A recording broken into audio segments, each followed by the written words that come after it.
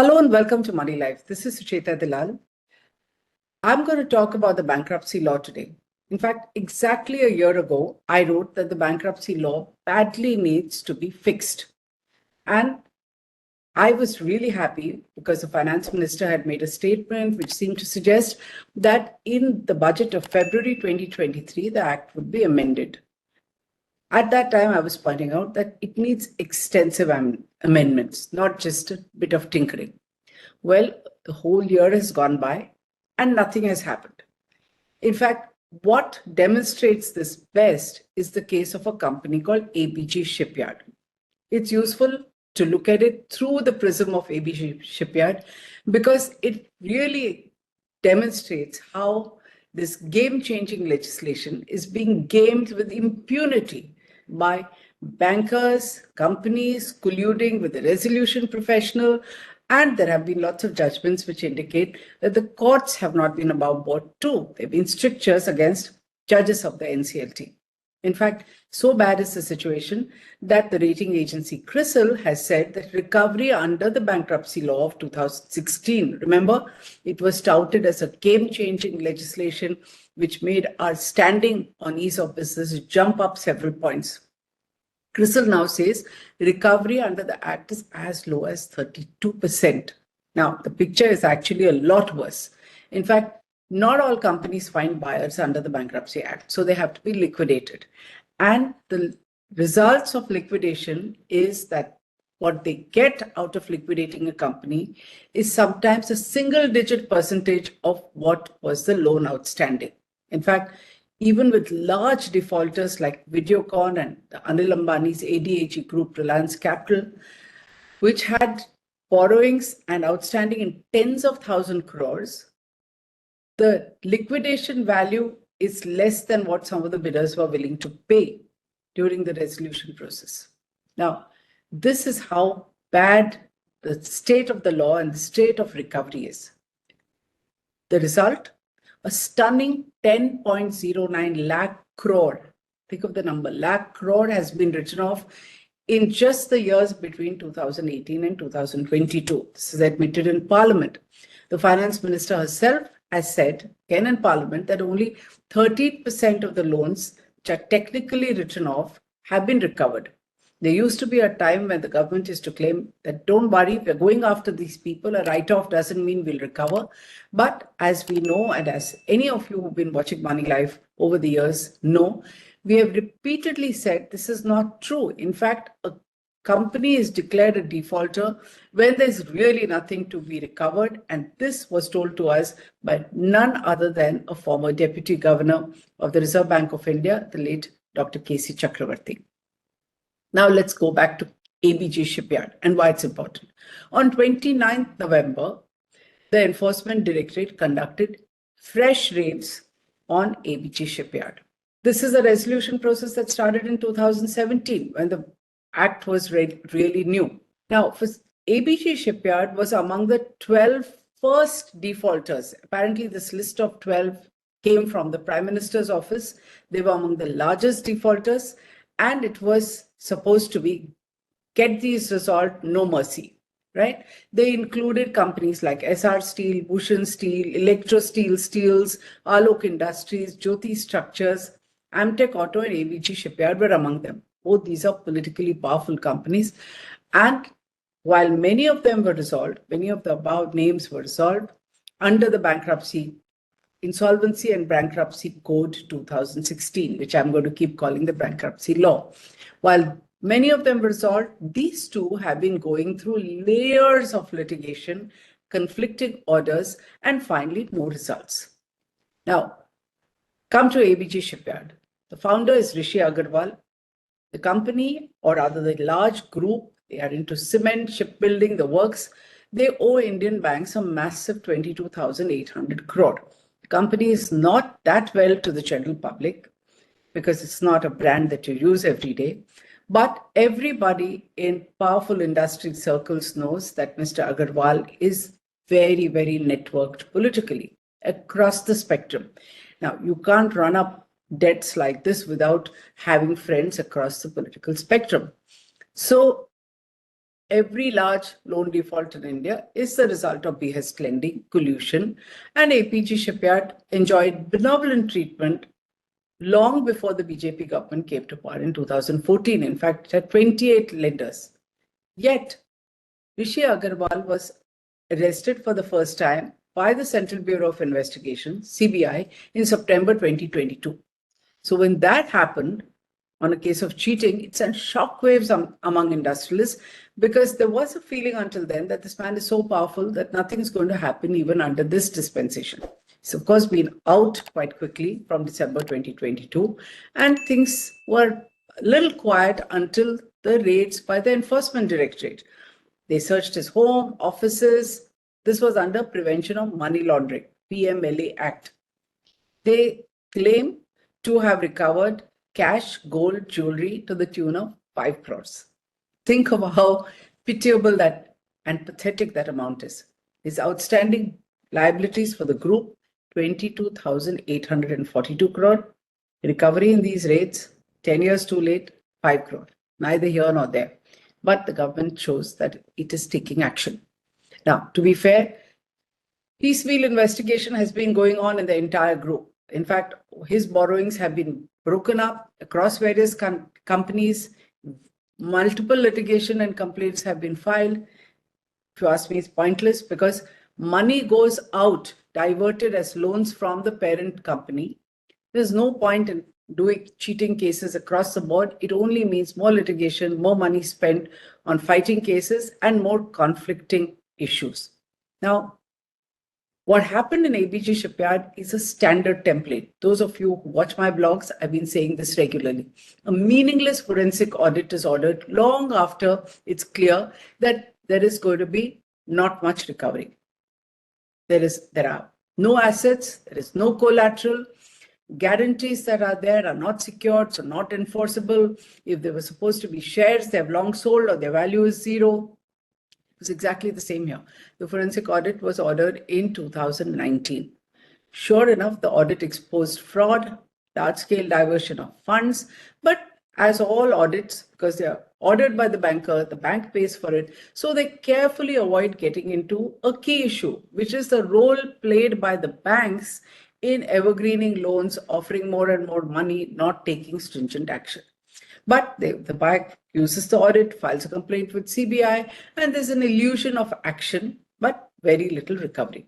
Now, let's look at the decade of indulgence from the time things began to go wrong.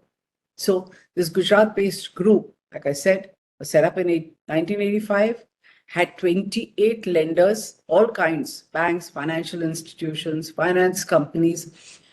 They lent generously until 2010, and it was also able to take advantage of lax supervision to paper over the problems right until 2013. Why is 2013 important? Not because it's 10 years, but because a banker recently shared internal documents to me from that period when the corporate debt restructuring happened. So in 2013, things had already gone wrong.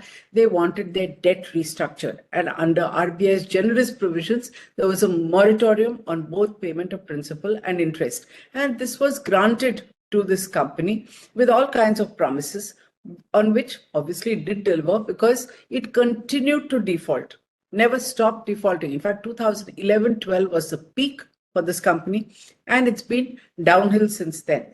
But what should be of greater interest is not only was it making losses, revenues had dropped to a sixth from the peak. Many red flags were thrown up during this detailed investigation that happened before the CDR, which was granted in March 2014, right? It was very clear by then that this company was in deep trouble, had diverted money, and it was going to be impossible not to declare it an NPA. What is significant is at that time, the total borrowings were just over 7,000 crore. By 2016, when ICICI finally filed resolution under the bankruptcy law, it went there claiming that the total liabilities for all lenders were 27,400 crore. That number eventually came down. Like I said, the forensic audit was conducted by Ernst & Young. SBI audited. So all the usual stuff, misappropriation, criminal breach of trust, fraud, diversion, this came out in the forensic audit. Why am I treating it as though it doesn't matter? Because it really doesn't matter by then. All this should have been looked at after 2013 when the bankers were sleeping. SBI filed the complaint in 2019. CBI registered the case only in February 2022. So look at the amount of time that the group has, right? The red flags were as follows. For starters, ABG Shipyard had exhausted its borrowing capacity in 2011 itself. The total loans outstanding were 7,403 crores, same 28 lenders. ICICI Bank was the biggest, 2,076 crores out of this lot, followed by IDBI. You have seen how much of taxpayers' money has gone into bailing out IDBI Bank. The worst of defaulters are big borrowers from this bank. So it was 1,075 crore here out of 7,000, mind you, at that time. The number hadn't jumped. SBI was a third with 686 crore, and Exim Bank, Export and Import Bank, had also lent 413 crore. Now, the 2013 documents also show that this company had set up two subsidiaries. Same names, ABG Shipyard Singapore PTE in Singapore and Varaja Global PTE VGPL. These two companies, one is a subsidiary of ABG Shipyard. Varaja Global is entirely held by Rishi Agarwal, the promoter. It's not that he's taken a little of his private income and set it up. These two companies in turn spawned a layer of subsidiaries.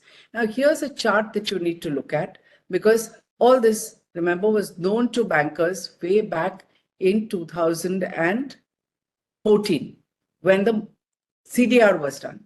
Look at the number of companies under the ABG business name, ABG Shipyard name, and everything else is Varaja Global, which is owned by Rishi Agarwal. Were bankers sleeping? They had this table in 2013-14. So what did they do? They asked him to liquidate the 187.8 crores which he had diverted to set up ABG Shipyard PTE. This was supposed to be done in 3 months. He claimed at that time that it would be done, the money is fully recoverable, but debt doesn't balloon to 22,000 crore if any of this was done. There was another settlement commission case where the company had admitted to overstating purchases to the tune of 100 crores. This was a proceeding before the Income Tax Settlement Commission. Shouldn't this have worried bankers? They just blandly state it in these documents, which are 10 years old. Now, this attitude is not limited to ABG Shipyard, but like I said, all NPAs. And this was especially true when we had a global financial crisis. So every country was bailing out their companies. India not only bailed out, but went berserk in how much we were going to keep giving them. So there is an academic study, which I'm showing you a link here, along with Columbia and one of the RBI institutions, which has noted that lax regulatory policy between 2008 and 2015 allowed bad loans to be hidden. It led to the emergence of what is called zombie firms, thousands of zombie firms, which got money which was meant and used for evergreening. And it was all done to avoid proper classification of bad loans and to avoid provisioning. Over the next few years, there's been provisioning, loans have been dumped on asset reconstruction companies, and private banks, which have more flexibility, have pretended to be better off than public sector banks. But remember here, ICICI Bank was a big one. The consequence of hiding this rot, even if we account for the fact that this number of 22,800, nearly 27,000 crore includes exaggerated interest claims, it is that most of it is irrecoverable, and key creditors, including the government, employees who are holding protests and dharnas, and operational creditors who have no security, have not been paid. The forensic audit, like I said, was just too late. Meanwhile, CBI, ED are filing separate complaints. In fact, they are even challenging the resolution process. For instance, in one case, where the Wellspun Group paid 790 crores to acquire assets as part of the resolution process in February 2023, the whole payment and the sale has been challenged by ED. This just confounds and compounds the problem. CBI has filed a separate case in PFS Shipping. It says there's a wrongful loss of 163.8 crore. ED claims that it has attached 2,748 crore. Will that money go to the government? Will it pay creditors? Will it remain in limbo? Nobody knows.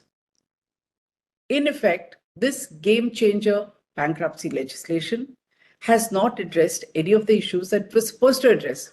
So unless there's an urgent amendment to fix things, we may continue to see newer raids, newer complaints, rash of litigation, conflicting claims from defaulters, buyers, enforcement agencies who represent the government. This will carry on for the next decade or more. There'll be negligible recoveries. We, the taxpayers, have paid for all of this because the government pumps in our money to recapitalize banks. And all we'll have is endless litigation, enriching lawyers, and clogging up the courts.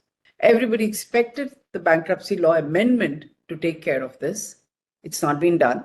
A root cause analysis of this gigantic bad loan issue would take us straight to a single source of all this, which is the corrupt nexus between banks, borrowers, mainly public sector banks. Well possible that they have been arm twisted by politicians. Remember, the Prime Minister calls it phone banking, which used to go on rampantly. Point is, whatever happened before, we expected the last decade to take care of it. This requires changes, but they have not happened. And the money has been written off. It's our money. We require this change even now, going forward, because new bad loans will keep happening and will keep getting written off. If you agree with this, please share it and demand that we have changes. Thank you.